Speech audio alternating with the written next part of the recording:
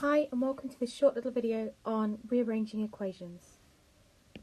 So I'm going to just set out some advice, rules if you want to take them that way, but advice for rearranging equations. When I look at exams, I find a lot of people have made mistakes doing simple things like rearranging equations, and it's because they haven't carefully thought about what they're doing.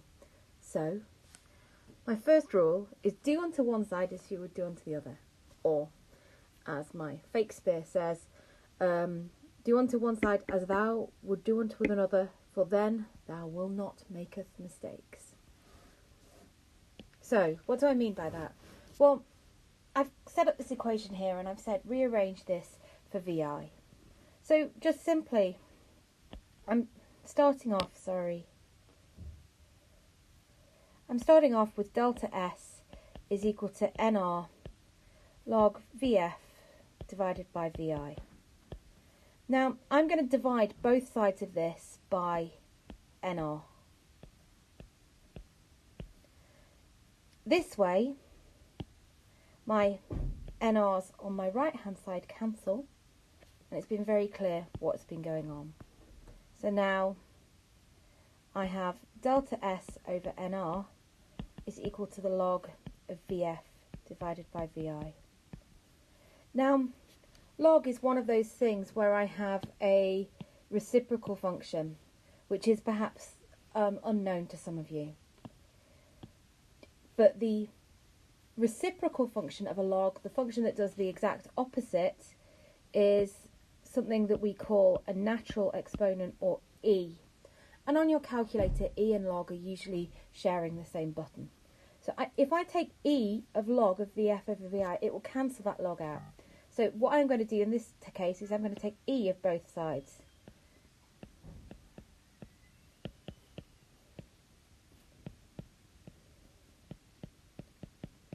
And in doing so, my E cancels with my log,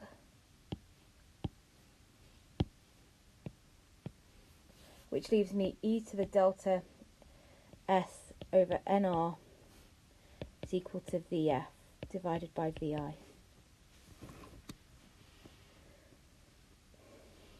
So I want to rearrange this for VI. The next thing that I suggest I do is I multiply both sides by VI. So here, if I multiply this side by VI and this side by VI, here my VI's cancel.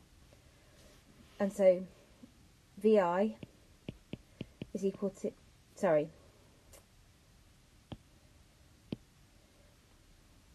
getting ahead of myself there. VI, E to the delta S over NR is equal to VF. And now if I divide both sides by E to the delta S over NR, so divide this side by E to the delta S over NR and divide this side by E to the delta S over NR, again I can cancel. And I should have an expression which right now is VI is equal to VF divided by E to the delta S over NR. Now, a thing about exponentials, in fact a thing about most things on the bottom, I can, as long as they're just on their own, I can simply rewrite this as a negative factor. So 1 over x can be rewritten as x to the minus 1, and that's exactly what I'm going to do here. So VF E to the minus delta S over NR. And this, I think, is my finished answer. VI is equal to VF E to the minus delta S over NR. So, my second piece of advice. Do all your algebra first, or, as Shakespeare says, algebra must be done before the numbers come. I think that's perhaps one of the biggest weaknesses. You put numbers in first and you actually make it harder for yourselves. So here I've got two equations with delta G, and I've said write down an expression which will give log K in terms of delta S and delta R.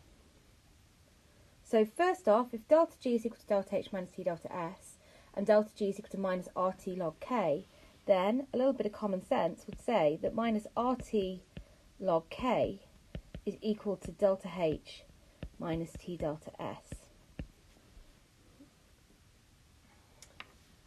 And now, rearranging this, I can divide both sides by minus RT. So if I divide both sides by minus RT,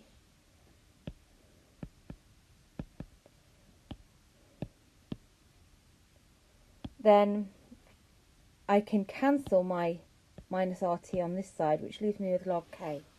On this side, I've got a little bit of a mess, a little bit to sort out. So what am I going to do?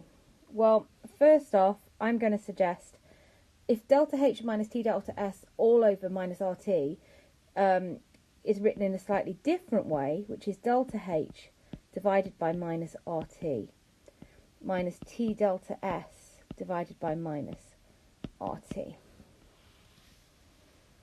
So that's just splitting things over their common denominator. Now, I can multiply top and bottom of this by 1. And I'll go into this a little bit more later. But if I multiply top and bottom of this, minus 1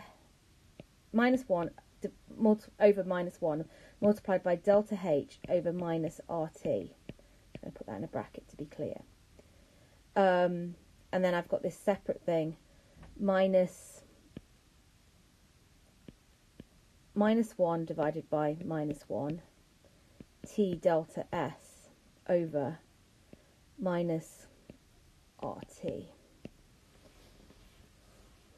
So what I have, if I multiply out these brackets right now, I have minus times a minus. This minus cancels. In other words, this minus ends up on the top. So I can rewrite this as minus delta H over RT. And then again, a minus times a minus, well, they cancel. And here I have a minus times a minus, and so this becomes a plus T delta S over RT. And there's one final thing I can do, which is cancel these T's.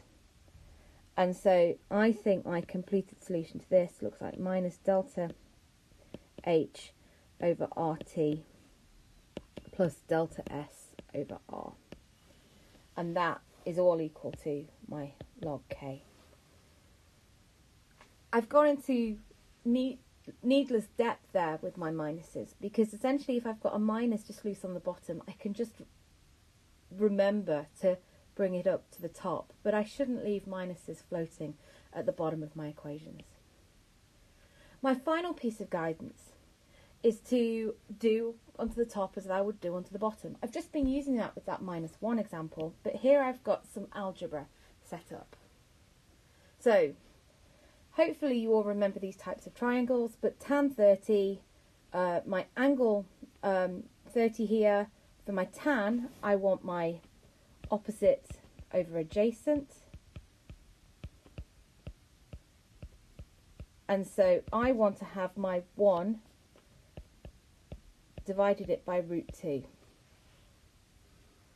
Now, I'm using this as my example because if I multiply top and bottom here by √2, I can get this in a slightly better, fashion.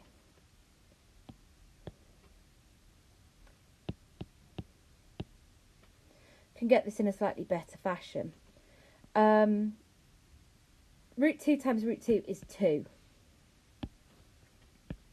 So √2 times √2 is 2. So now I can rewrite this as √2 over 2. But if I multiply this top and bottom by this √2 over √2, well, that's just like multiplying it by 1. So this is perfectly allowed. And so my tan of 30 can be either expressed as 1 over √2 or √2 over 2. So just to recap that, notes for good rearranging of equations. Always do the same to both sides. We can do the same to the top and the bottom of one side of the equation because that's ultimately multiplying by 1. Don't leave things like nested fractions or nested functions if it's avoidable. And my biggest piece of advice, rearrange equations before you put numbers in. I hope this helps. I'll be back with more.